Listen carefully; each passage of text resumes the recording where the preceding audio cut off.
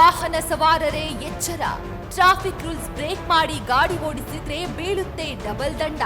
ಯಾಕಂದ್ರೆ ಮಾರ್ಚ್ 1ರಿಂದಲೇ ಕೇಂದ್ರ ಸರ್ಕಾರದ ನೂತನ ಸಾರಿಗೆ ನೀತಿ ಜಾರಿಗೆ ಬಂದಿದೆ.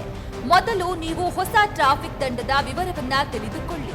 ಹೊಸ ದಂಡದ ವಿವರ ಹೀಗಿದೆ. ಡ್ರಿಂಕ್ ಅಂಡ್ ಡ್ರೈವ್ ಹಳೆಯ ದಂಡ 1,000ದಿಂದ 1,500 ರೂಪಾಯಿ. ಹೊಸ ದಂಡ 10,000 ರೂಪಾಯಿ ದಂಡ ಅಥವಾ 6 ತಿಂಗಳ ಕಾಲ ಜೈಲು ಶಿಕ್ಷೆ. ಪುನರಾವರ್ತಿತ ಉಲ್ಲಂಘನೆ 15,000 ರೂಪಾಯಿ ದಂಡ ಅಥವಾ 2 ವರ್ಷಗಳ ಕಾಲ ಜೈಲು ಶಿಕ್ಷೆ. ಹೆಲ್ಮೆಟ್ ಇಲ್ಲದೆ ಚಾಲನೆ ಹಳೆಯ ದಂಡ 100 ರೂಪಾಯಿ, ಹೊಸ ದಂಡ 1,000 ರೂಪಾಯಿ ಮತ್ತು 3 ತಿಂಗಳವರೆಗೆ ಪರವಾನಗಿ ರದ್ದು. ಸೀಟ್ ಬೆಲ್ಟ್ ಹಾಕದಿರುವುದು ಹಳೆಯ ದಂಡ 100 ರೂಪಾಯಿ, ಹೊಸ ದಂಡ 1,000 ರೂಪಾಯಿ. ಮೊಬೈಲ್ ಬಳಕೆ ಹಳೆಯ ದಂಡ 500 ರೂಪಾಯಿ, ಹೊಸ ದಂಡ 5,000 ರೂಪಾಯಿ. ಲೈಸೆನ್ಸ್ ಇಲ್ಲದಿರುವುದು ಹಳೆಯ ದಂಡ 500 ರೂಪಾಯಿ, ಹೊಸ ದಂಡ 5,000 ರೂಪಾಯಿ. ಟ್ರಿಬಲ್ ರೈಡಿಂಗ್ ಹಳೆಯ ದಂಡ 100 ರೂಪಾಯಿ, ಹೊಸ ದಂಡ 1,000 ರೂಪಾಯಿ. ಎಮಿಷನ್ ಮಾಡಿಸದಿರುವುದು ಹಳೆಯ ದಂಡ 1,000 ರೂಪಾಯಿ, ಹೊಸ ದಂಡ 10,000 ರೂಪಾಯಿ ಮತ್ತು 6 ತಿಂಗಳವರೆಗೆ ಜೈಲು ಶಿಕ್ಷೆ ಮತ್ತು ಸಮುದಾಯ ಸೇವೆ. ಅಪಾಯಕಾರಿ ಚಾಲನೆ ಹಳೆಯ ದಂಡ 500 ರೂಪಾಯಿ, ಹೊಸ ದಂಡ 5,000 ರೂಪಾಯಿ. ತುರ್ತು ವಾಹನಗಳಿಗೆ